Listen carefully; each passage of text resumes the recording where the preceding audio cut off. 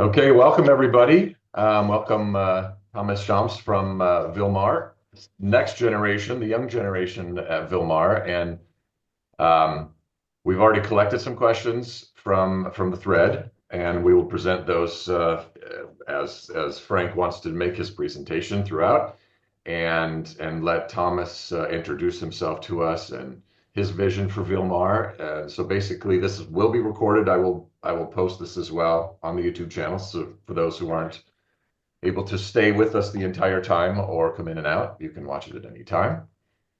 And Frank, I turn it over to you now. Thank you. So good morning to everybody out in Wine Berserker land and potentially some folks from Instagram. I'm not sure if any of them joined or not, but we thank you for being here. And I appreciate that Todd had the willingness to jump into this with me and try a few other Zooms this year since we hadn't done some in quite a long time. We were all struggling during the pandemic to some degree or another with connectivity and more importantly, connection and trying to stay connected. And we did a number of Zooms during that time. And one of them we did, which was way back on May 9th of 2020, not far into the pandemic, actually, was with Tomas's father, Laurent. And we had a really good discussion that morning of about an hour and a half. He took us down into the barrel room and out into the tasting lounge, and it was a great discussion. Since that time, I went back and visited again. You saw some of those photos in the scroll a moment ago.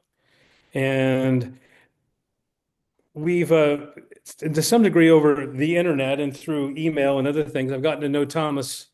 And we want to learn more about him today, who's the son of Laurent and who has a we'll find out how much of a larger responsibility in shepherding this wonderful domain into the future and all the great wines that come with it. Some brief history before we have him introduce himself a little bit more. The domain was founded in 1890. And Thomas, if I miss any of this up, you'll tell me. Okay. Five generations. I assume you're the fifth generation. Is that right? Six. Six. Okay. That's our Laurent first factual correction. Thank you. And founded in the village of Rie-le-Montagne. Montagne? Okay. Good French accent. I'm learning. I'm learning. And then through the years, a number of important things have taken place. And if you remember our session from 2020, for those that were on, when Brad did a lot of the narration for us and the moderating, Laurent talked about how he worked with his dad and how his dad was so key in the 1970s of doing some early pioneering type of things, such as thinking a lot about sustainable farming and the practices that were really in tune with nature. And I have a quote from your father that I wrote down from in 2020. He said, "Mother Nature is a master, and she gives us exactly what she wants." Have you heard him say that before? Yes, totally correct. My dad said that always because it's totally right. Nature, it's nature, and we are just very, very down for that because each year it's a new competition, if I can say that. So totally correct. Okay. He also talked about a story in the 70s when your grandfather made a decision to start using large wooden casks. That at the time, very few people, maybe none to any degree, were using these. And he was looked at as kind of weird or odd that he would think about making wine in such a large vessel. So Totally that correct. was innovative as well. And your father, during 5 years ago, talked about that Vilmar was one of the early thinkers about how to craft and produce a prestige cuvée, which at the time was Grand Cellier, and then later Cour de Cuvée, which we think of as kind of super prestige, or you can make an argument, I can, the top of the house, or Blanc de Blanc is pretty close as well. So all these things coming out of Vilmar from a domain that I know of, and people I think respect you for being meticulous, thoughtful, and in your father's words again, is patient. Totally correct. And thank you. So I hope that is a kind of a brief but careful history of what brought us to today. So I'd like you to introduce yourself, and then we'll get started with where you are and kind of the vineyards. Okay. So first of all, hello everyone. Thank you, Frank and Todd, for inviting me to this video. I'm very happy. Sorry first for my poor English level. I will try to do my best. Sorry in advance. So It's good. Keep going. to introduce myself, I arrived in the domain in 2020. To explain you my story before I work in sports studies. I am a big fan of tennis, so it was before. And since I was kid, I participate to all the harvest, the bottling, the disgorgements, and many things in the vines. And I know one day I will join the domain, but I never know when. And in 2020, unfortunately, COVID arrived. And for me, it was at the end of my studies. And all I, how I can explain that? I don't know if it's the destiny or the time, but at this period, I would like to join the domain. So I arrived in October 2020. So actually, I work with my dad since 5 years, and it's a really good pleasure to work with him. We have a beautiful connection and relation, so it's perfect. I would like first to explain you the Vilmart philosophy and history. And if you want, after I will explain you all the Vilmart range. So Vilmart was created in 1890 by the first generation, Désiré Vilmart, so my grandfather. After that, the second generation arrived, Charles Vilmart. Then the third, Renan Vilmart, my grandfather. The fourth generation after, my grandfather, René Champ. The last name changed because the domain comes from my grandmother's side, Nicole Vilmart. So that's why my dad and me, it's Champ, the last name. And since 1991, my dad arrived at the domain. So it's the fifth generation. And for me, so in 2020. Vilmart, it's a family champagne house, you know that, with 11 hectares on 2 villages, Rilly-la-Montagne and Villers-Alran. For explaining you Rilly-la-Montagne, it's a pretty small village, we can say, with an appellation of 330 hectares. So on La Montagne de Reims, you know, in Champagne, you have 3 different places, Montagne de Reims, Côte des Blancs, Vallée de la Marne. So we are on La Montagne de Reims and Rilly-la-Montagne. So it's an appellation of 330 hectares with a big majority of Pinot Noir and Meunier, 80%, and 20% of Chardonnay. For Vilmart, it's a paradox because, so I said you, we have 11 hectares with a majority of Chardonnay, 70% of Chardonnay, 30% of Pinot Noir. Why this proportion? It's a choice of the old generation, Renan Vilmart and René Champ, so the third and the fourth generation, who decided to replant some vines in Chardonnay for one reason, for maybe 2 reasons, honestly. The first one is because we have a lot of chalky soils, and we know that the Chardonnay has a good expression with the chalky soils. And another fact is my grandfather and grandfather love the match between the wood and the Chardonnay, because Vilmart, we work only with wood. For all the range, we vinificate in wood. So in small barrels for the vintages and in larger casks for the non-vintages. So Frank explained before that my grandfather brought in 1970 the first larger cask. So now we have actually 17 larger casks, but at the beginning in the 70s, it was not that. But for explain you the story. In the 70s, it was the steel tank fashion at this period. All everyone wants to bring some steel tank because it's modern, it's easier to work with that, to work with that.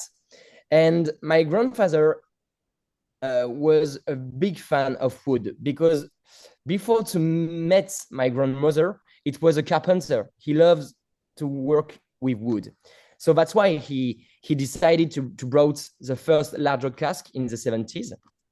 And when he brought this larger cask in the village, everybody said that it was a dinosaur because all people work now with steel tank, and him decided to bring back some larger cask. But actually, I think he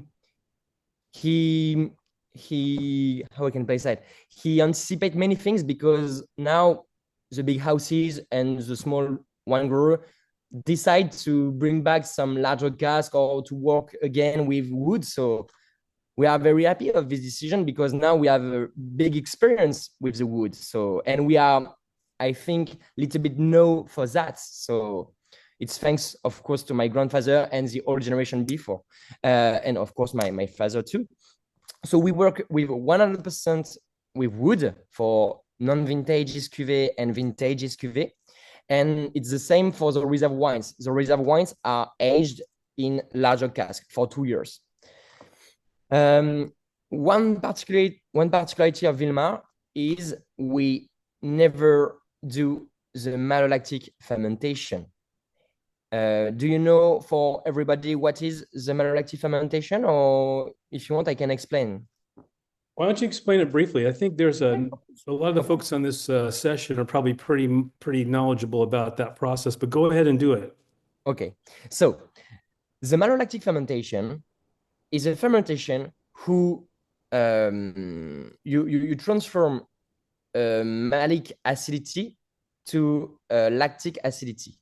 And we decided to block this fermentation because the goal of this fermentation is to reduce the acidity of the wine. Like that, you have something more roundness. But for us, we decided to block it. Thanks to that, we keep the freshness, the tension, and the natural acidity of the wine because we keep in our cellar and we age for a long time our cuvée, and we would like to have 4 years after disgorgement, 5 years after disgorgement, and sometimes maybe more to have the freshness again. That's why we decided to block it. So to block this fermentation, you have just to control your temperature because this fermentation begin with a certain temperature until 20 degrees. So that's why we have in all our larger cask room some low temperature control. So thanks to that, we can block it. We always vinificate our wines for 10 months since the harvest to our bottling. Our bottling is always beginning of July. How I can explain this long period? It's very rare to have 10 months of vinification. Normally for the majority of the wine grower, it's maybe 6 months in steel tanks or small part of wood, but not 100% of wood. And for us, it's 10 months, 100% in wood. Why is that? It's a decision of my dad because he always says that we manage wine before champagne. So if your wine it's not good, your champagne cannot be good. So we have to work perfectly on the wine before to transform it to a champagne. So that's why we have this long period of 10 months between the harvest to the bottling. So 10 months to develop the structure of the wine. And after we have our bottling, so in July. And after that, we play on the aging. It depends on the cuvée. I will explain you after the range and the typicity of each cuvée. And we play a lot also on the time after disgorgement because in average, honestly, it's normally 6 months after disgorgement for many houses, and after they sell our wines. For us, it's minimum 9 months, and for the vintages, it's 2 years minimum, and for specific cuvée like Blanc de Blanc, it's 4 years after disgorgement, because we would like to have something very complexity with a beautiful structure. That's why we prefer to let a long time after disgorgement before to sell our wines. It's our philosophy.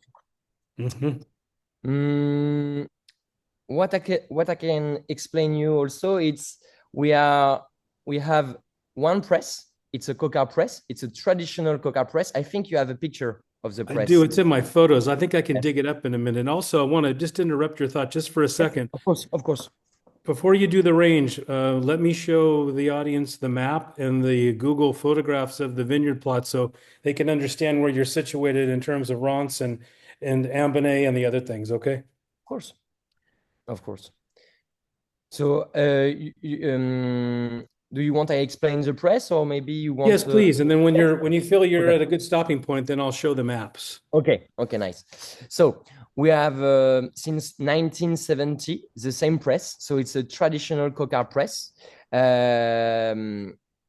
What is very interesting with this press, it's so traditional press, you have to do your retrus like like the old generation. So we take the grapes thanks to forks, and we put the grapes on the middle of the press to be pressed after. So to explain you the process, you charge your press when you have 4,000 kilograms. It's the capacity of the press. When you have your 4,000 kilograms, you start the first press. After the first press done, you do your first retrousse. After that, you're starting your second press, etc., until you have your volume. Because in Champagne, you have some several rules. You have to keep 20.5 hectoliters for la cuvée and 5 hectoliters for la taille. Why this repartition? It's because we separate the first juices to the second juices. The first juices are more concentrates. You have more concentration of sugar and acidity, and the second juices for la taille are a little bit less of concentration. So that's why we do this separation to explain you. In our range, we use only the cuvée. We use just la taille for one cuvée. It's la Grande Réserve, our entry level cuvée. It's 20% of the volume. But for all the range, after it's just 100% cuvée. So when you have your volume, after that, the juices fall down per gravity to our belon. Belon, it's some tanks, but not steel tanks. It's some, how I can explain that? It's some, I have not the term. It's. Are you talking about once you press the gravity pulls the wine down into the cellar production area? Is it going into wood down there or going into kind of a porcelain tank or something? Yes, it's like to keeping the freshness of your juices, and it's specific tanks. And the name of the tanks I don't remember, but I will search and I find it. But what's the big advantage of this press is you have a very low pressure for the grapes. The extraction of the juices are very low. So thanks to that, you have a high quality of extraction, and all the grapes fall down per gravity. So no trituration, no oxidation for the juices, and after that, we keep our juices in specific tanks for 18 hours. During this period, you have a natural decantation. The name is débourbage. And you separate, thanks to that, the must to the bourb. The must, it's all the clean parts, we keep it, and all the bourb. So it's all the how I can explain that. It's all the grapes who are not very quality. We don't keep it, and we give it to be after on distillation. So for us, we keep only the must, and 18 hours after, we pump it and put it in our larger cask and barrels. And 7 days after, starting the first alcoholic fermentation. So this is this is the process of our press. And so there is much tradition here because you see the press and you see everything as it started in the 70s with your grandfather, everything done in wood. Exactly. And done in a meticulous, as your father would say, again, very patient, methodical way. Totally correct. Totally correct. And he will also say with great humility too. Yes. Let me show. Can you see the screen, everybody? I guess you probably can. Okay. Let me give you a couple of visuals, and then Tomas can help me through this. Of course. Those of you that have bought the Great Champagne book with the Larmont maps, this is from that package. So we use this in the 2020 session with your father. So Le Blanc Cheval in yellow at the top right. Exactly. And then Greve and Barbette, they're just to the left of it. So here. So I guess maybe this is the time to maybe start helping me connect to the range. So this is Blanc de Blanc, this is Cour de Cuvée, and this is Grand Cellier d'Or. All the fruit comes out of here. Exactly, totally correct. For explain you the details of the Blanchevoix plot, Blanchevoix, it's a big plot for us. So first of all, to explain you, so 11 hectares, 80% of the vines are in Rila-Montagne and 20% in Villers-Alran. For 11 hectares, normally we should have maybe between 90 to 100 plots. We have only 12 plots. So it's very rare in Champagne, and on only 2 villages. Normally for this volume, we should be on maybe 10 villages, and we are just on 2 villages, and all the vines are around 800 meters around the house. So there's the winery right here, and then your plots are right there. You could walk to your first plot. Exactly, totally correct. And for us, it's a big advantage for 2 reasons. First one, for the viticulture. If I take the example of last year, it was honestly a nightmare for the weather, and we have some short period to do our treatments. So thanks to our repartition, we are very efficient. Our treatments during in average maybe 5 hours, so it's very quick. So thanks to that, we can manage very quickly and very efficiently our vines all the year. So for that, and of course for the harvest, it's a big advantage too, because if I take the example of the vintage 23, at the harvest on 23, the first week it was just a nightmare, a very warm weather with high temperature between maybe, if I remember, 40 to 32 degrees for the first week. So thanks to our proximity with our vines, we never let our grapes in the vines. We keep it when it's peak directly to our domain. So thanks to that, we keep a low temperature for the grapes. So it's perfect for that. So to explain you the plots, you have on the yellow parts les Blanchevoix. Les Blanchevoix, it's a big plot, 5 hectares. You have on the top of Les Blanchevoix, the north of Les Blanchevoix, 2 hectares with 100% Chardonnay and 90% of Chardonnay and 10% of Pinot Noir. It's a old plot, 65 years old, who give us our best Chardonnay. And for all the Blanchevoix, it's 100% chalky soils. So this is for the top of Les Blanchevoix. And you are on the south of Les Blanchevoix, 3 hectares, with a majority of Pinot Noir, 60% of Pinot Noir and 40% of Chardonnay. It's a pretty old vines too, because 45 years old for the vines. It's 100% chalky soils too for this plot.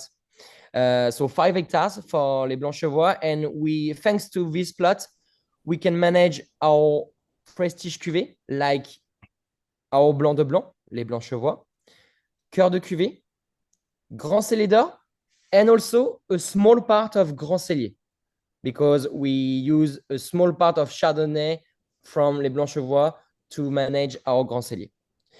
So after Les Blanchevoix, you have some different other plots in Rila-Montagne. In the blue parts, you have 2 different plots. On the right side, you have Les Barbettes, and on the left side, you have Les Grèves. So these 2 plots, it's more argilo-calcaire soils, with a little bit part of chalky, but in majority, it's more argilo-calcaire soils. So for the north of Les Barbettes and Les Grèves, it's 100% Chardonnay. And for the south of Les Grèves and Les Barbettes, it's 100% Pinot Noir, with vines between 30 to 35 years old. And you have also 2 small plots who are on the left of Les Barbettes. It's more it's between our domain and Grève and Barbette. It's just between these 2 parts. You have 2 small plots. The name is Les Champs l'Andouille and les Ramouillettes. So these 2 plots, so Champs l'Andouille, it's 100% Chardonnay, and les Ramouillettes, it's 100% Pinot Noir, with chalky soils again. It's young vines between 20 to 25 years old. And after that, we have some plots in Villers-Alran. So you can see Villers-Alran, it's very near to Rila-Montagne. It's the next village from Rila-Montagne. And on Villers-Alran side, we have 2 plots. We have Les Bermonts, exactly. And we have Les Rosières. Yes, on the left side, totally correct. So Les Bermonts, it's 100% Chardonnay, and Les Rosières, it's 100% Pinot Noir. On these 2 plots, we manage, for explain you, the emotion cuvée. We have a small proportion of Chardonnay and Pinot Noir for Grande Réserve and Grand Cellier also. And it's also, I think. So this is our plot repartition. So this is the Pinot Noir for emotion from here, Exactly. which faces north towards Reims. Yes. And then Yes. this is Le Blanchevoix. This faces south Exactly. towards the Blanchevoix, village, which makes it yes. unusual. Yes, very unusual, because the majority of the plots in Rila-Montagne are exposed normally northeast, and for us we are more exposed southeast. It's a big advantage too, because thanks to that we have a beautiful maturation at the harvest for our grapes, because we have a best exposition for the sun. So that's why we have some beautiful degrees at the harvest. So for us, it's very nice. I will just a comment to you, because I've taken this path a few times. If you leave the village here and you start going out, then you go through the Grand Reserve and the Grand Cellier plots, and then over here you do the special plot, which is, and I have a big piece of chalk in my wine room that your dad permitted me to take with me when I was there. And you just rub it in your hands, and your hands just have this white powder all over it. That's the south-facing plot. But if you take the road out of the village here, D409, and just stay on it, then you just end up right in. You basically almost hit the cathedral somewhere, right? The cathedral, it's in Reims, yes, and you have the cathedral normally who are on your map. It's more on the center of France. It's more, if you take France, it's maybe near, but it's not. But I think what I'm trying to just express is that you're really close to downtown Yes, Rome. yes. 20 minutes? 15 minutes. And if you are on Les Bermonts and Les Rosières, you can see all the Rennes view and the cathedral and different things from the Rennes city. Right. I can't get this road to appear on Google Maps to get up high enough, but I know you think your father says it's 180 meters or something. Yes, exactly. So you Exactly. get a really nice view looking north. And then just for us in the audience, as you move left to Sermier and Chamery, and then Savard is here out of this area, as Baresh is out this way too, right? Ris-la-Montagne is just between Reims and Épernay, the two big cities in Champagne. Yeah. We are at 15 minutes by car from Reims and 25 minutes from Épernay. Yeah. So it's very, very close, very close. So the Montagne just whips around the forest here, and then it loops around. So you hit Verzenay, Verzy, and then Bouzy, Ambonnay, and then you're getting down to the river here, and then down into Epernay. Exactly. Totally correct. Totally correct. The fast way is just to cut through the forest. Totally. Do you want to show the range in lieu of time course. because we're at 35 after? Do you have something easy to show the range? Of course you do. Let me stop sharing. So I will start with the first one. So everybody see the cuvée or not? Little lower. Okay, like that? It's better? Yes. Okay. So the first one is Grande Réserve. Grande Réserve, it's our entry level cuvée with a majority of Pinot Noir, 70% of Pinot Noir and 30% of Chardonnay. Now, actually, we are on the base 22 with 50% of reserve wines of 21 and 20. We vinificate it for 10 months in larger cask. And after that, we manage our reserve wines for 2 years. And for this cuvée, the grapes come from two plots, Les Grèves and Les Barbettes. So you saw them before. Grande Réserve, it's maybe a cuvée you can put it on an aperitif. It's easy. It's very accessible. So you are not obliged to put it with a meal. You can put it only like that on an aperitif.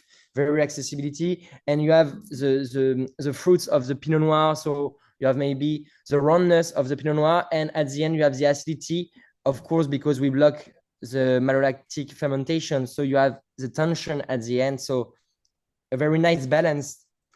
So Grande Réserve, it's maybe one who are very easy to understand. Okay, thank you. You're welcome. So the second one is Grand Cellier. Grand Cellier, it's just the opposite of Grande Réserve. So 70% of Chardonnay and 30% of Pinot Noir.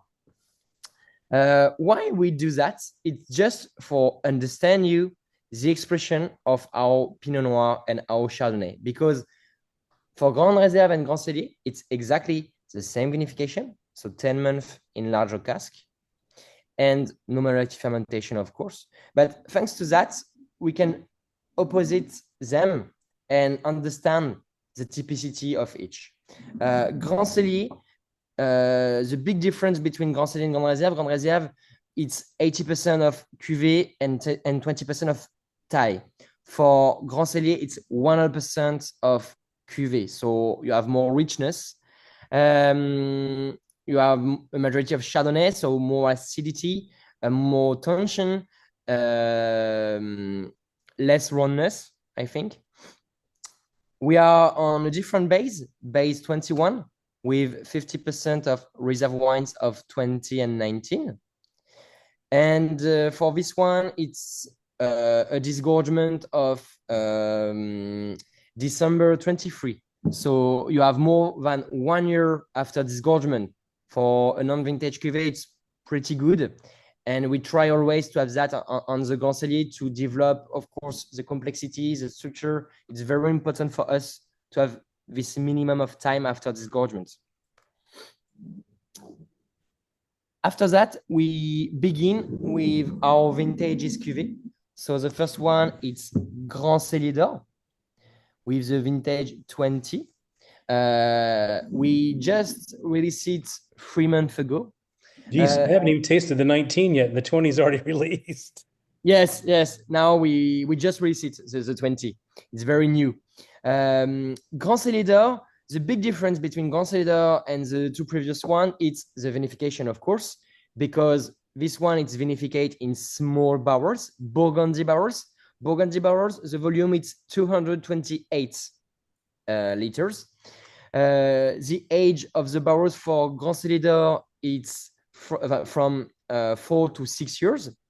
And you have the same time, 10 months, like Grand Reserve and Grand Cellier in larger cask, 10 months too. No malolactic fermentation again. The grapes come from another plot, the south of Les Blancs-Chevois. So it's not the same richness because you understand that Les Blancs-Chevois is very special, 100% chalky soils, old vines, 45 years old for this one. And you have, for this cuvée, a long time on the lease, minimum 3 years on the lease. And after that, you have 1 year after disgorgement. Grand Cellier d'Or, you can match it, put it on a meal with some oysters, some specific fish, you know. You can put it also on everything with fish or maybe some white meat. You can put it also, but you have the salinity for Grand Cellier d'Or who match pretty well with the fish. That's why we always like to add it on a meal with this type of food. Thomas, just a quick question as you were talking. Are you getting the fruit for Grand Cellier d'Or from the bottom of the Le Blanc-Chevois plot? Is that what you said? Yes, it's from the south of Les Blancs-Chevois. Okay, so is the top portion then being used for Cours de Cuvée and Blanc de Blanc? Exactly. Okay, correct. Okay, so do you find that the way the water flows down the hill makes the plot different? I think I'm not sure about that. I just think that the north of Les Blancs-Chevois, you have not the same production because the north, it's old vines, 65 years old, so the quantity is not the same, but the quality it's maybe better because, for explain you, the big difference between a huge quantity in a vine and the less quantity in a vine, you can play on the aromatic because on the top of Les Blancs-Chevois, in average, each year, it depends on the harvest, but in average, we are between 7 to 9,000 kilograms per hectare for the north of Les Blancs-Chevois. And for the south of Les Blancs-Chevois, it's in average between 12 to 13,000 kilograms per hectare. So it's not the same volume. But for the vine of the top, you have not the same quantity. So the aromatic is different. You have more richness on the north because the vines are not tired because the quantity is not the same. So you have more powerful on the north between if you compare the north and the south. I see. There was some pictures of that plot with my wife standing in it at the start of the show that we were using. Okay, so show me Cours de Cuvée then to the audience. So the next one, please. Cours de Cuvée. Cours de Cuvée. We are on the vintage 16 now. Cours de Cuvée, it's exactly the same composition like the Grand Cellier d'Or, 80% of Chardonnay, 20% of Pinot Noir. vinificate also in small barrels for 10 months, but the age of the barrels is different. For this one, it's young barrels from 1 to 3 years, because we have long aging for this cuvée, 5 years aging minimum. And after that, you have minimum 2 years of disgorgement. But for this one, it's more. It's 2 years and a half because it's a disgorgement of September 22.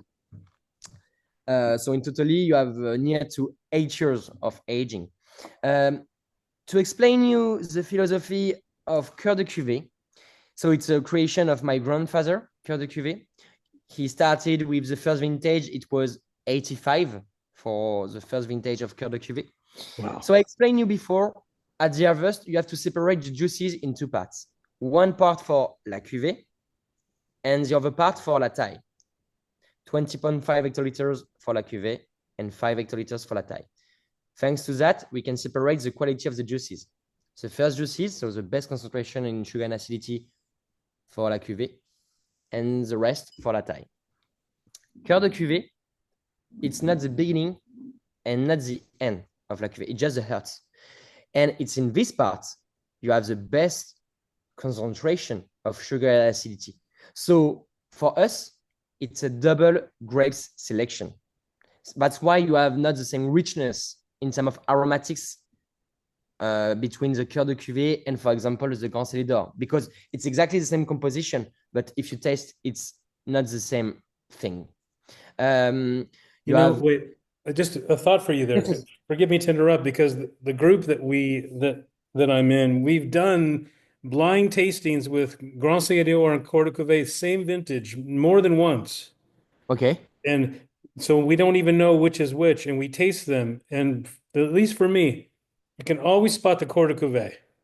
Okay. The way it tastes, the way it smells, and the way it expresses. And it's just a step above Grand Cellier d'Or in the glass. Totally, because Cœur de Cuvée, it's the north of Les Blanchevoix for the grapes, a long time on the lees after disgorgement. What I explained you, a double selection for the grapes, and of course for this one you are on young barrels, so the wood aspect, it's not the same, of course. So for Cœur de Cuvée, it's always this process, minimum 5 years on the lees, and after that you have minimum 2 years after disgorgement. We try to have more, but it's not sometimes easy. You have to sell wine. Yeah, we have to sell also, but with my dad, it's a long subject. If it's if it depends only on me, I would like to have minimum 3 years for Cœur de Cuvée, and for Blanc de Blanc minimum 5 or 6 years. But my dad, it's not the same. He prefers to have maybe more 2 years, and I understand why, because it's a security too. So, but it's very funny sometimes. So this is the story of Cœur de Cuvée. Now I can explain you the Blanc de Blanc, les Blanchevoix. So this one, it's the baby, because we started with the first vintage. It was 09, so it's a creation of my dad, les Blanchevoix. So you know now the name, les Blanchevoix, it's the name of the plot. For explaining you the story, since a long time, many people ask to my dad, you are a specialist of Chardonnay, but you never do a Blanc de Blanc. Why? And my dad answer each time the same thing. I know that I never do a Blanc de Blanc, and I would like it's one of my dreams to create a specific Blanc de Blanc, but I would like to create prestige Blanc de Blanc. And so he decided to take time for that, and he started with the vintage 09. So for explain you the process, so Blanc de Blanc 100% Chardonnay, the grapes come from the top of Les Blanchevoix. And for this cuvée, we use very specific barrels. The barrels come from La Tonnellerie Rousseau. It's unique barrels. In the world, you have only 240 barrels of this type. And if you one day you visit us, you can see on the barrels you have the number. So one of 240. So it's young barrels, 1 year old for these barrels. We have only 6 barrels for this cuvée. We vinificate it for 10 months, like all the range. No malolactic fermentation also. And for this cuvée, exactly, you have the picture. Perfect. 51, does that say 051 there? Yes, yes, exactly. 51 of 250. 51 Yeah. of 250, exactly. Okay. And after that, you have a very long time on the lease, 7 years on the lease. And after that, we wait 4 years after disgorgement. So in totally, you have 11 years aging for this cuvée with a double selection because we do the same process like Cœur de Cuvée. So we don't take the beginning, not the end of la cuvée, just the middle, the half. Only the top of Les Blanchevoix, so all vines, 65 years old, 100% Chardonnay with young barrels. And we play a lot with the minerality of this wine. You have a beautiful minerality because the chalky soil gives that. And we have a very long mouth at the end when you taste it because it's the expression between the Chardonnay and the no malolactic fermentation, the acidity, and also the tension. You can play. We try to play on that, and for me, it's the cuvée who has the best potential aging from all the range, because on this cuvée you have a nice tension and a very nice balance. That's why you can keep this bottle on your cellar for maybe 20 years. It's not a problem. We tasted the 9 and the 12 side by side about 2 months ago. Okay. And there is a difference. The 12 was still incredibly structured. Yes, 12. It's a very nice vintage 12. It probably needs another 5 years. And people that know me, I drink a lot of young wine. Even for me to say that probably expresses what I'm trying to say. There's one thing I want to add to this, but I don't want to distract you, and I'm being careful not to do that, I hope. The dosage on this cuvée is low as compared to Very everything low. else, and I think you should at least mention that in your description as to why you do it that way. Exactly. I don't speak about the dosage from the beginning. I can tell you. For Grand Reserve, before it was in average between 8 to 9 grams. So, for explain you, because when I say that, some people sometimes are very afraid about these numbers. Just for explain you, it's very different. For example, a Chardonnay with a no malolactic fermentation and a Meunier with a malolactic fermentation. You can have a Meunier with 1 gram, but you have the malolactic fermentation, and a Chardonnay with no malolactic fermentation with 7 grams. And in a blind test, you can say the Chardonnay is low dosage than the Meunier. And honestly, it's always like that. So we have a dosage. We try always to have a dosage with a good balance between sugar and acidity. It's always like that. For explain you our process, we do the same process each time. We have 6 different dosage for each cuvée, 6 different dosage. And with my dad and 2 analogs, we do a blind test for the 6 dosage. And after that, we do that another time, 1 week after, when the bottles are open. And after, we decided what is the best dosage. And we do always the same process. So it's like that we process. So Grand Reserve, now it's 6 grams. Grand Cellier, it's 7 grams. Grand Cellier d'Or, 7 grams. Cœur de Cuvée for this year, it's 7 grams too. Blanc de Blanc, for this vintage, it's 4 grams. But you will see for the next vintage, it's 3 grams. And for one, it's 2 grams. And after, I will say you for the other cuvée. Until it becomes Brut Zero.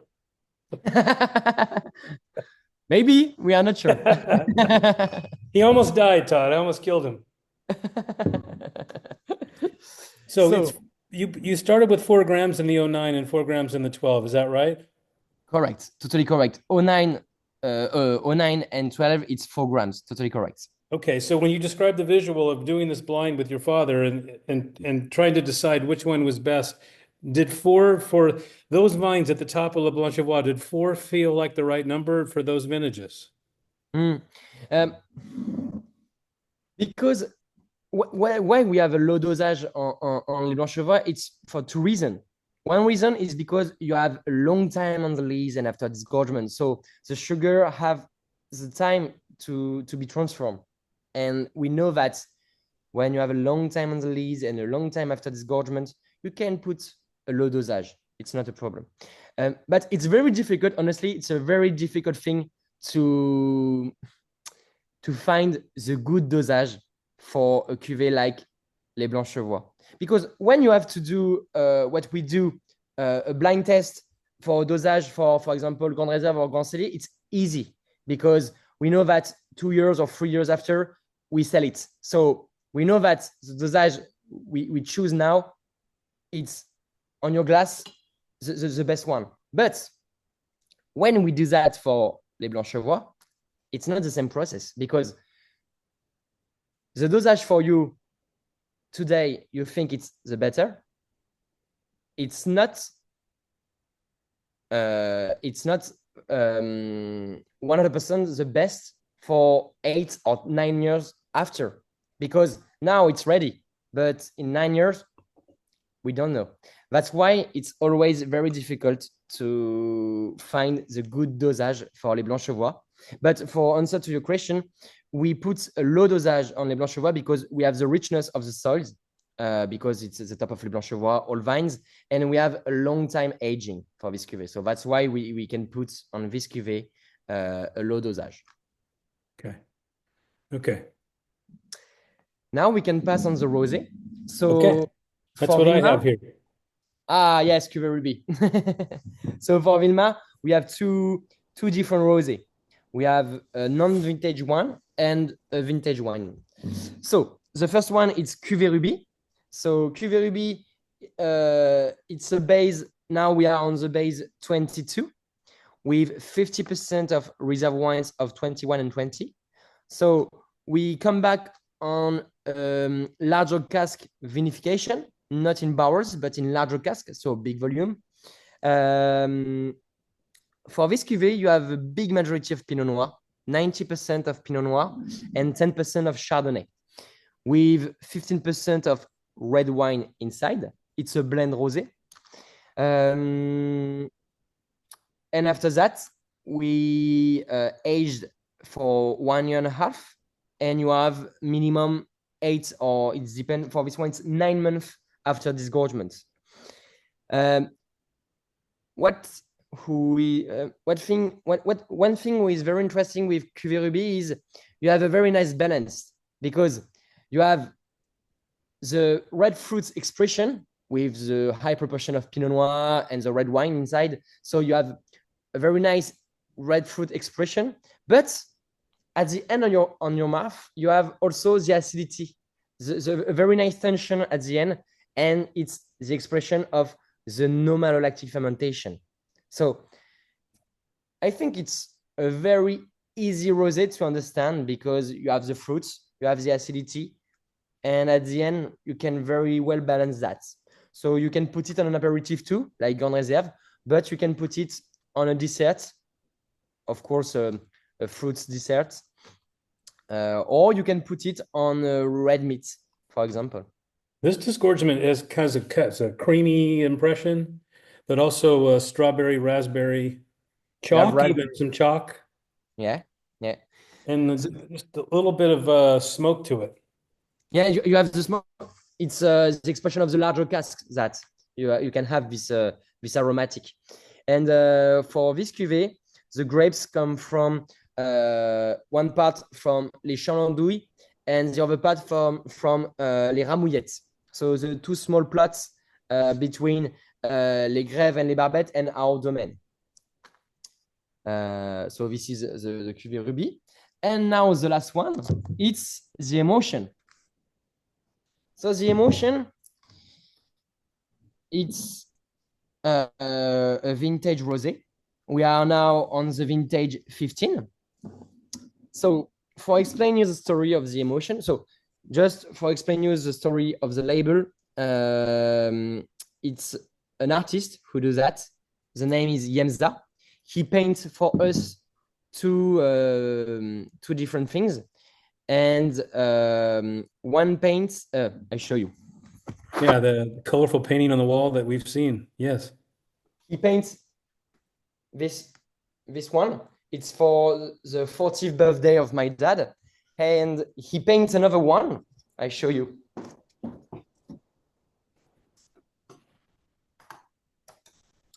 And the other one, up. It's this one.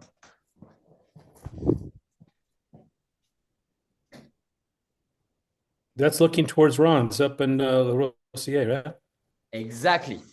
He represents the Rosia plot, and we would like after to put it on our label because for explain you the emotion, the grapes come from les rosières and for les pinot noirs, and from les blanchevoix for the chardonnay. So that's why we would like to dedicate the plot on this cuvée.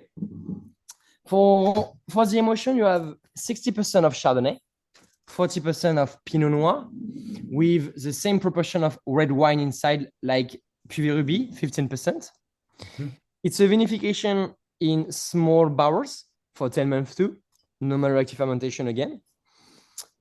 But one thing who is very important for the emotion, and my dad would like to have minimum 5 years on the lease and a long time after disgorgement. So minimum 2.5 years. And for this one, you have 3 years after disgorgement. It's very rare for rosé to have this aging. So you have 8 years aging. Why is that? It's because we would like to create a complex rosé, a gastronomic rosé. We would like to take another way from the classic rosé. You know, sometimes the classic rosé, it's more on the fruits, the red fruits, sometimes a very roundness. We would like to have more Vilmart expression. So with a very nice acidity, very nice complexity. So that's why we decided to have a long time aging for this cuvée. And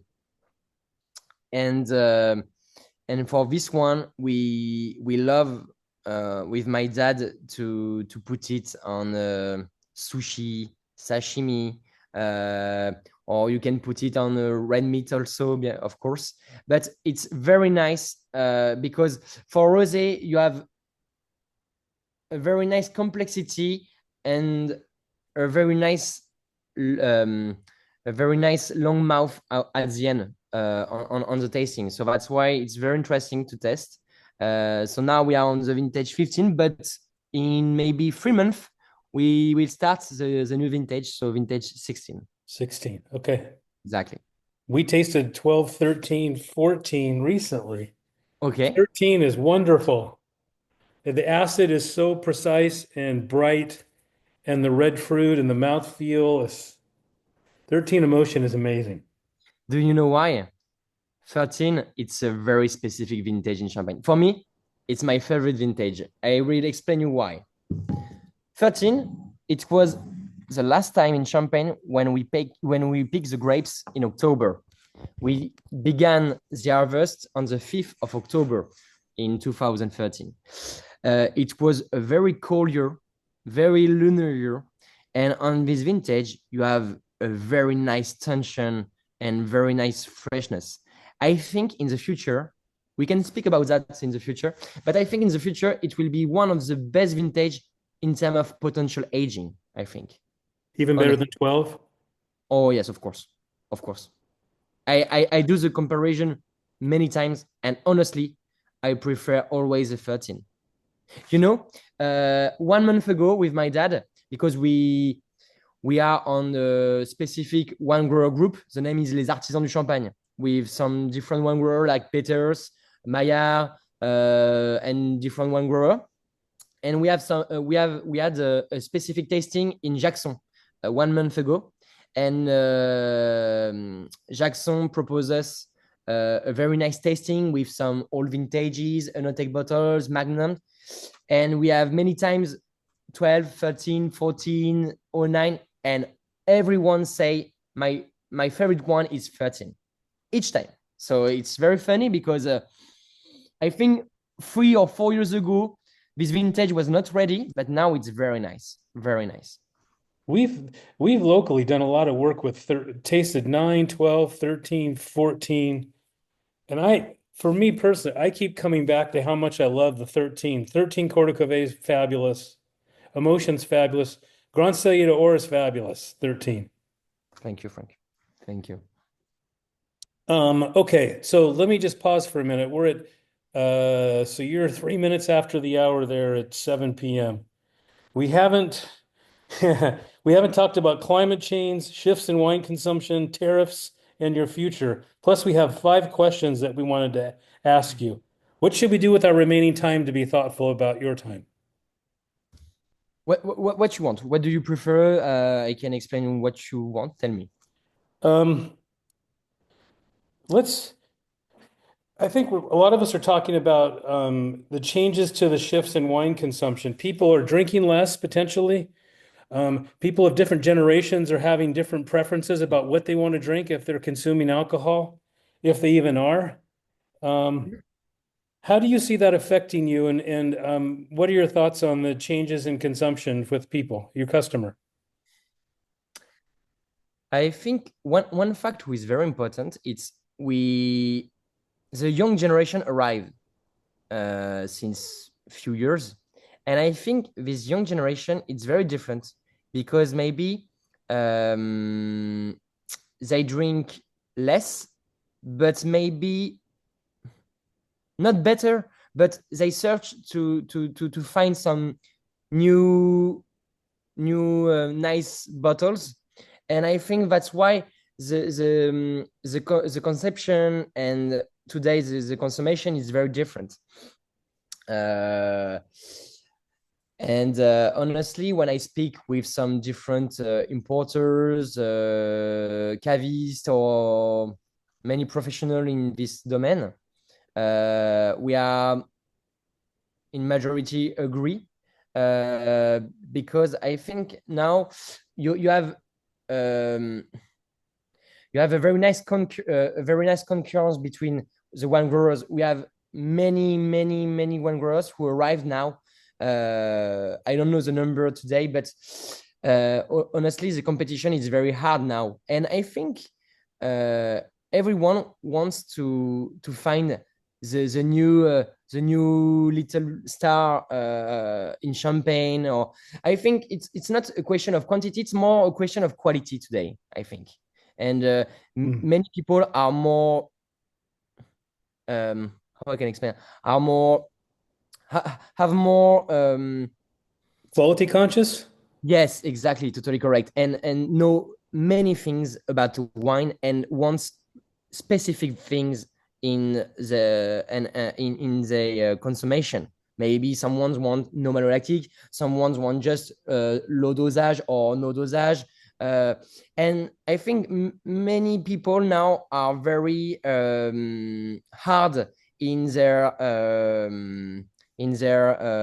expectation. So those changes that you've just described and how you see this generation, 2 questions. First, what is the age range of the generation that you're speaking of? Maybe between 21 to 30 years old, I think. Okay, 21 to 30. Are you consider yourself in that generation? Yes. Okay.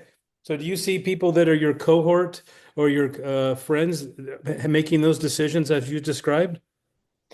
Yes, because now, if I take the example of the Champagne area, we have a lot of wine bar now in Rennes or in Epernay, and the competition is harder because you have many and you have very beautiful portfolio wines in this type of restaurants. And for the young generation who go to these places, have many choice, and it's never easy. And that's why I said before, they always want to discover something new, because you have many choices. So I think it's not a question of quantity, but more question of quality, in term of, I would like always to find tomorrow the new the new the new specific wine who create me an emotion. So then for Vilmar, then do you see the last 3 to 5 years or the changing to how you sell your wine, or your wine's continuing to do fine? Alors, if I take the example after COVID, it was just Versailles, if I can explain that like that. It was just crazy, because the period was just wonderful between 20 to uh, the end of 20 to 23. Many people wants to drink champagne, do some events. So between this period, it was really crazy.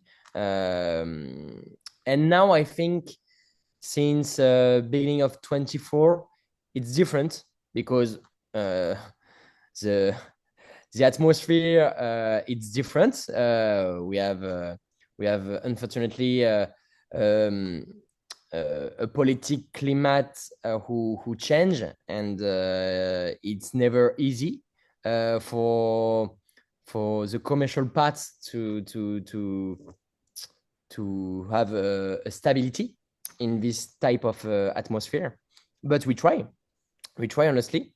But yes, of course, since now 24, it's not the same. It's different. I think it's different. We work with we work again with all our partners around the world, but I think it's not the same quantity, but they work with us with the same quality. So each importers take all the range for the big majority, but not in the same quantity. But they want all the range, but not in the same quantity. If I take the comparison to the period between 20 to 23. So taking the same diversity of the range, but not Exactly. all, but maybe not as much. Exactly correct. And Yeah. for you, Frank or Todd, or all people who are on this video, how is your vision actually of the consumption of people in USA? Well, maybe you can put that in the chat about how people Okay. see their consumption and how they see that changing. At least since I'm talking live to you, um, I'm drinking less. Okay. It's a personal choice to just consume less alcohol as a total volume. But when I do drink, I drink as well as I can with what I can afford. So I'll I mostly buy Quarter Cuvée and Grand Soyer d'Or. I don't buy the rest of the range much anymore because I'd rather pay up Mm-hmm. and drink into the space where you're giving me the best cut of the cuvee, Mm-hmm. with the amount of glasses that I'm going to be consuming over a period of time. Okay, I So understand. maybe the chat will give you some clues as to how people are thinking about that. Mm, mm. I can't see the chat because I've been trying to focus on you, but uh, so then as you look at the chat and we think about the political climate, what are you and your father talking about in terms of how you're thinking into the future about what might happen next month and the rest of the year? What are your thoughts and concerns? What are our goals for the future, you want to say? Are you concerned about what might happen in April and the months after with any tariff or those type of political climate decisions? Yeah. We we just want to wait and to see what happened, because honestly we don't know if this tariff be be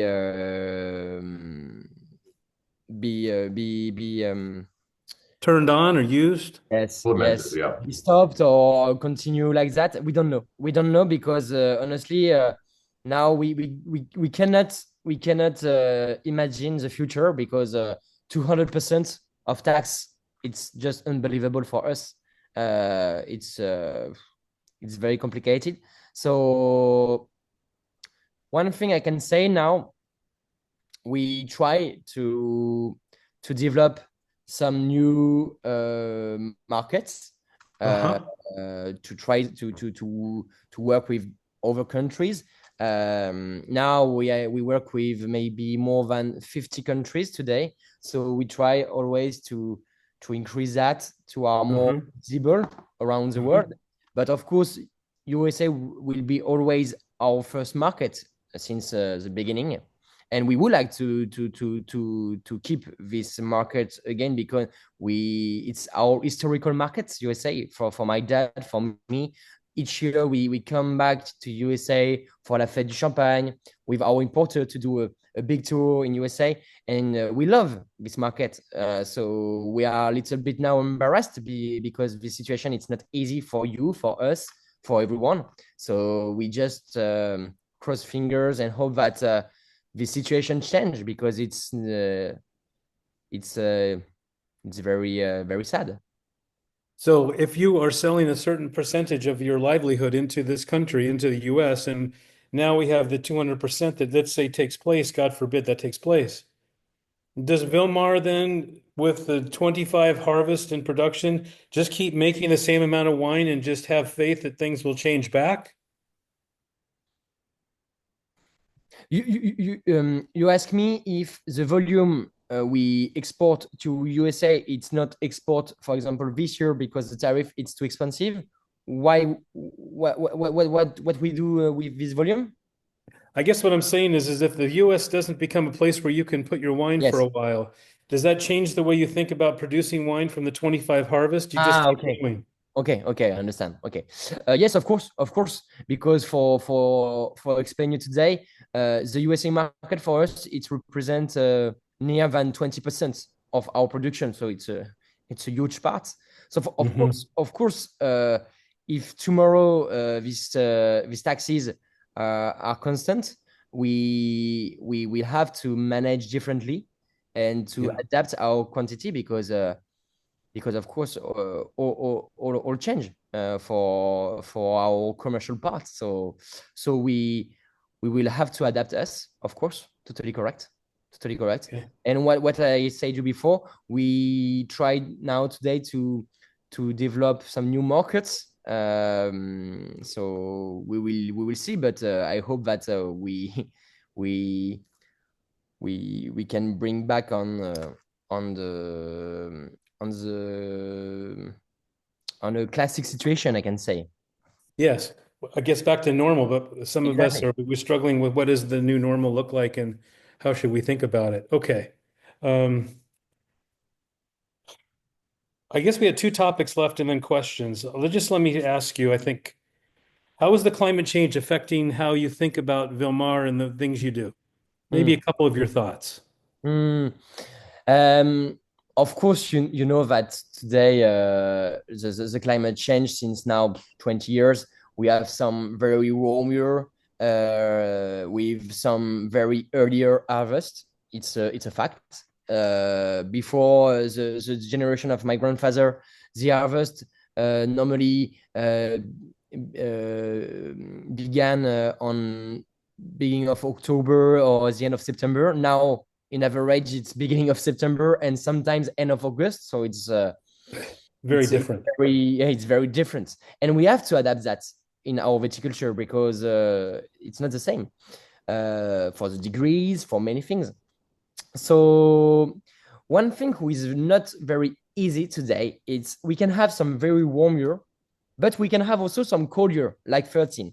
But we have never a constant thing. It's sometimes A, sometimes it's B, sometimes it's C, but it's never regular. So that's why sometimes it can be harder to adapt our viticulture, but we try and we can say for us we manage pretty well, because if I take the example of the last harvest, for many people, many winegrewer, it was a nightmare with very low quantity. And for us, we manage pretty well because in average, I can say you today, we have in average for the 24 harvest between 12,000 to 13,000 kilograms per hectare. So it's a pretty well harvest, but it was not easy. So today, what we do, first thing, we start our treatments earlier. Before it was beginning or middle of May. Now it's more beginning of April or mid-April. It's depend.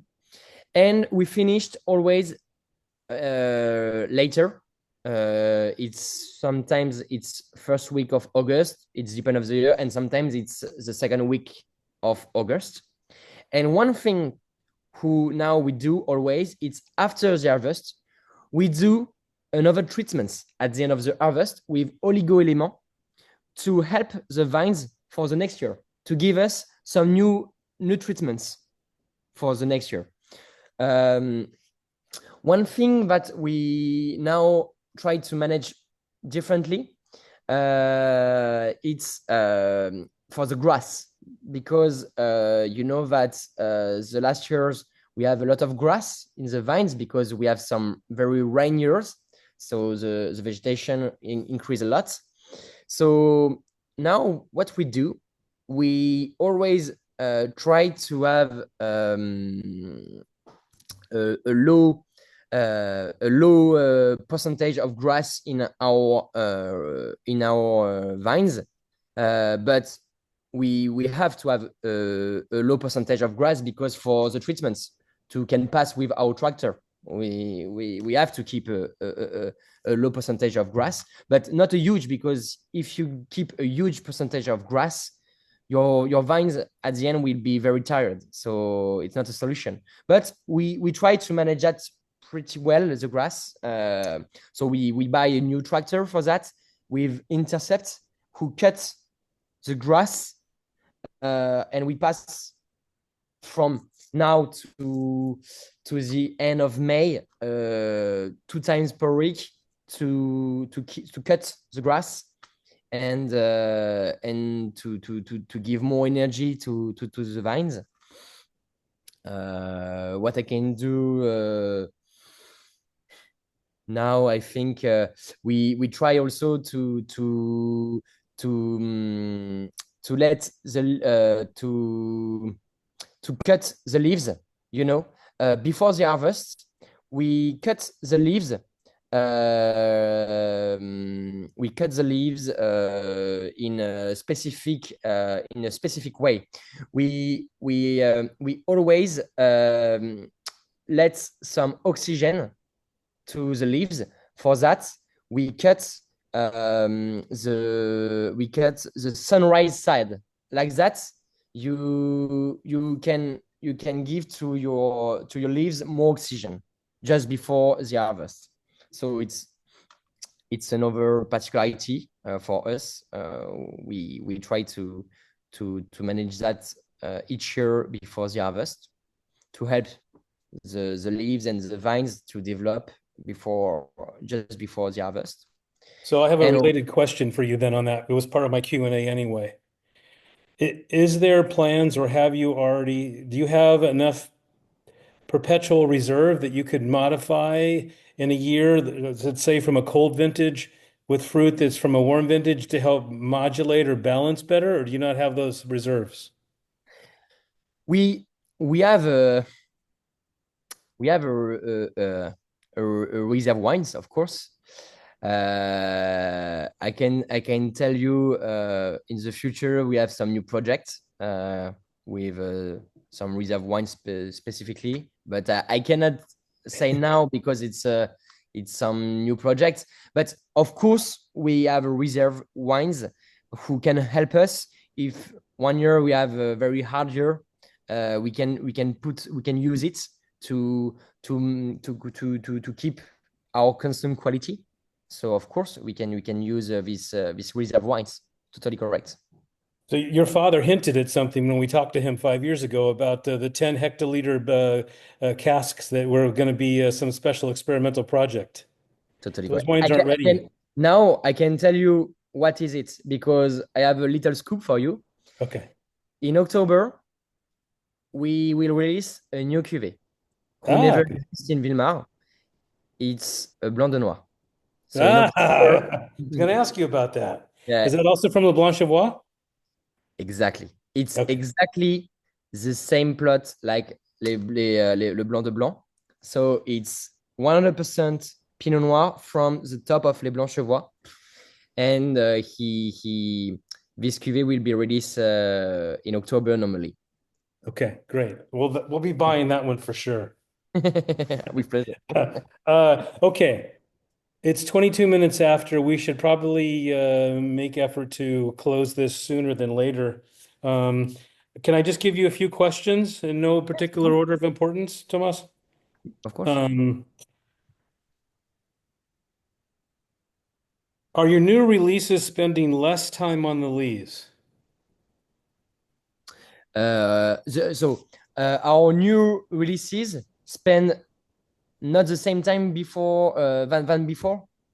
Grand Correct. Seigneur de Ord, for example, seems to be spending less time on the lees. If I do my math in my head when I get the Okay. bottle, it looks it's sooner to release. Yeah, I will explain. I explain you why. Today, with my dad, we prefer to have more time after disgorgement than more time on the lease because we consider it that the time after disgorgement sometimes can be more important than Ah, the time on the lease because the aging of your wines can be accelerated after the disgorgement. That's why a lot of houses prefer to keep our wines on the lease. And for old vintages, you can see you in the future you can see on the back label on old vintages when the vintages are disgorged. And sometimes you can be surprised because sometimes it's 1 year before. For us, it's always original disgorgement. And we prefer to see if I take the example of Grand Cédar before, for Grand Cédar, it was 3 years and a half or 4 years on the lease. Now we prefer to keep just 3 years on the lease. But now we have 1 year or 1 year and a half after disgorgement. Before we have just 6 months. And we prefer to have 1 year or 1 year and a half because you develop the complexity like that. I see. Okay, so then it is true that maybe the disgorgement is sooner, but the post disgorgement you're holding on to them until they go to commercial market for us to drink. Mm, mm. Okay. One last question, I think, and then maybe we let you do the virtual tour experience. Some of us have some perspective on the 2015 vintage. In fact, we made an intention to sit and to taste the 2015s alongside some of your other vintages so that we could compare. Um, I think a few of us have had some struggle with 2015 and the way the wines have a particular note inside of them. I don't want to say green, but maybe a little bit like that or herbal. Have you noticed that? For us, not, but in discussion with other wine growers, of course, some people say that. For us, not because for the vintage 15, we starting very late to wait the best maturation for our grapes. That's why we started later than many growers. But for us, we don't constate that on our juices, on our wines. But for many people, it was very hard to manage this vintage. Of course, 15 was very hard for many people. But for Okay. us, it was not a problem. Uh, we have just a little bit frost on beginning of April in 15, but no mildew, no odium, no échaudage. So in terms of quality, it was just perfect. Okay. Well, I think some of us, at least I'm speaking for myself now only, I'll just leave it to that, have seen some variation or some of that note inside of 15 emotion that I hadn't noticed before. So that's where it's coming from my Ah, experience. okay. Understand.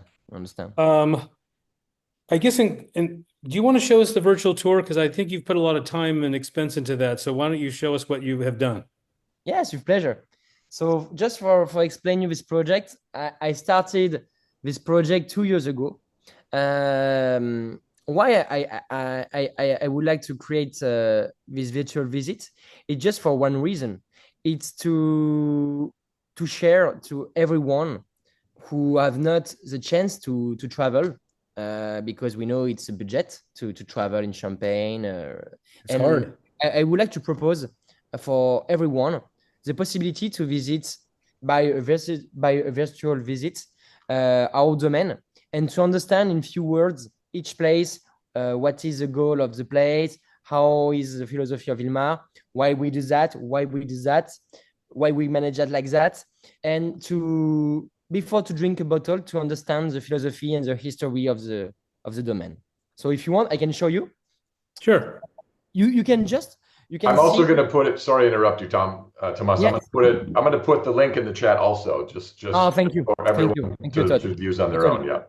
You have just to go to the virtual visit to scan this QR code on the top of the bottle Ah. with your mobile phone. And thanks to that, you can go on the virtual visits.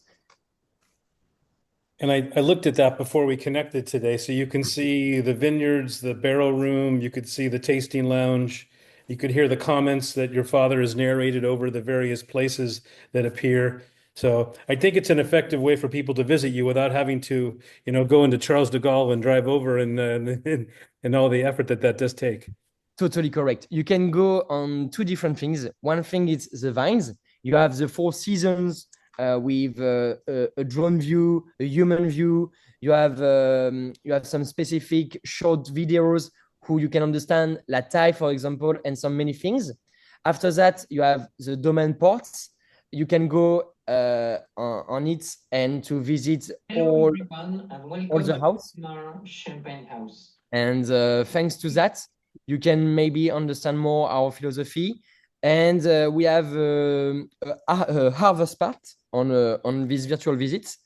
Like that, you can understand the different step for the harvest, and you can share with us because if you have reality cask, you can live the experience 100%. That would be great. I'd like to do that. Goggles, that would be cool. Yeah. Yeah, that'd be great. You have to borrow them from Leslie, Frank. Okay. So there are two other questions I wondered. Can we touch on them really quick? Yeah, let's close with those and then we'll say our goodbyes. All right. So Ray, this is from Brian Green, related to the Lees. I wonder if they have a specific autolysis philosophy across their wines between vintage and non-vintage. Let me put that in here. So the question is between. Here, I'll put it in the chat here. Okay. There. Okay, now you can read it. And then the next one is from Jorge, who also posted in there regarding the 04 Coup de Cuvée. Oh, wow.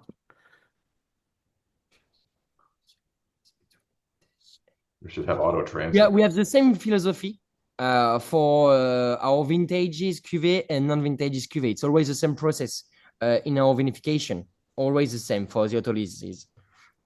For non-vintage and vintages cuvée, we have the same process every time. Okay. And you see the ideal opening time procedure for the 04 Coup de Cuvée? Would it benefit from airtime? So Rita, I don't understand. Sorry, the message is just above that. It's from Jorge Enriquez. What would be your ideal opening time / procedure for the 04 Coup de Cuvée? Would it benefit from airtime? I don't understand all the questions, sorry, Todd. Should you open it ahead of time, the 2004 Coup de Cuvée, or do you want to put oxygen into it to get it to breathe, or just enjoy it right away?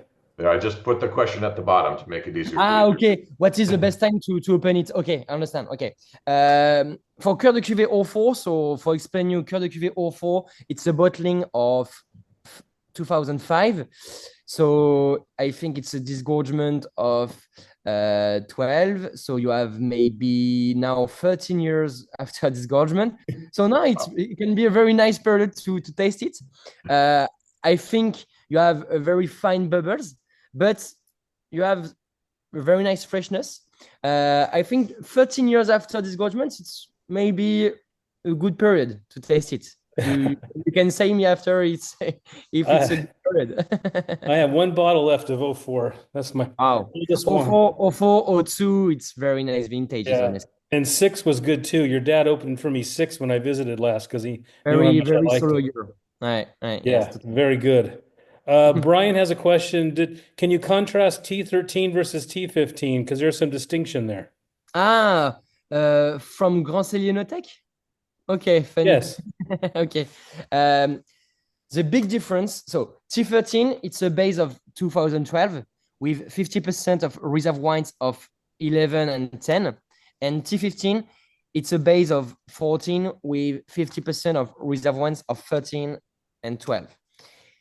If I remember, T15, it's a disgorgement of 2017. And T13, it's a disgorgement of 2020. Oh, So much different.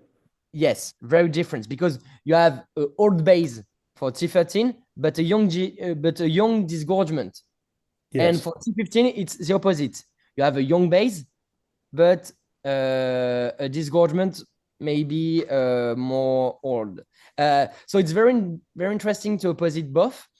I think you can have more complexity on T15 because you have maybe more time after disgorgement, but maybe the richness on T13 can be increased because you have maybe more time on lees, and T13 it's a base of the vintage 12, and 12 it's a very nice vintage. Honestly, in Champagne it's wonderful 12. So it can be very interesting. Maybe more complexity on T15, but in terms of richness, T13 can be maybe better. Are you going to do a T16? No, we have not T16. After the T13, we have the T14, and after that, it will be T18. 18. Okay. All right. We had a 13 a few months ago. It's very rich. Yeah. Yeah, very much. Okay. I think in lieu of time, that's going to be the end of our questions. And if Todd, if there's any left, we can get them answered afterwards. Tomas, I want to just express my gratitude and appreciation for you to do this with us on your Saturday night. I've told you before, and I've told your dad this many times, that Vilmart is more than just a domain to me. It's an experience when I drink it because I pull those bottles when I want to have some joy in a glass, and I find that joy there. And it's the largest producer in my cellar. I have more bottles than Vilmar than anybody else. Not And I because think you're on the it's the phone, because only it's true. it's the only champagne you drink that has dosage too, right? Not exactly, but pretty close. Pretty close. But it's also the lowest pH wine in my cellar too. Totally, totally. Thank you for your nice words, Todd and Frank. Honestly, it was a privilege for me to participate. It was my first visio. So sorry for my English level. I try to do my best, but it was a really pleasure for me to share with you this moment. And I hope to see you soon, maybe in USA at the end of the year when we come back with my dad, or maybe in Champagne if you have some time to visit us. But if you come to LA and you can make a day in your schedule, come see Todd and I. We'll do something nice for you. For sure. oh, Absolutely. Okay. Yeah, it could be fun. Thank you, everybody. Tomas, everybody. Todd, thank you for this morning and this evening, and God bless you. Have a great weekend. Take care, everybody. Thank you. You too. Thank you, everyone. Bye bye. Have a good weekend. Bye-bye.